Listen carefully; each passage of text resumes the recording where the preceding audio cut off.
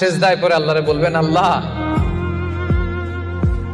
এই পৃথিবীতে আমি ছাড়া তোমার গোলামের অভাব নাই, কিন্তু তুমি ছাড়া আমার দ্বিতীয় কোনো রব নাই।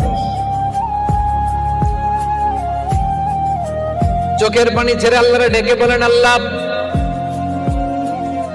এই জমিনে আমি ছাড়া তোমার গোলামের কোনো অভাব নাই, কিন্তু তুমি ছাড়া দ্বিতীয় কোনো রব আমার নাই, তুমি ছাড়া দ্বিতীয় কোনো জায়গায় চাওয়ার সুযোগ আমার নাই। চোখের পানি ছেড়ে আল্লাহরে বলেন, আল্লাহ কোরআনে তুমি শিখিয়েছো ফরিয়াদীদেরকে কেউ যদি চায় ওই ফরিয়াদীদেরকে বারণ করা যায় না, তুমি কেমন করে এই অভাগা ফরিয়াদীকে আজকে ফিরিয়ে দিবা। চোখের পানি ছেড়ে আল্লাহর কাছে চা, সব তিনি দিয়ে দিতে পারেন। চিল্লায় বলেন ঠিক কিনা?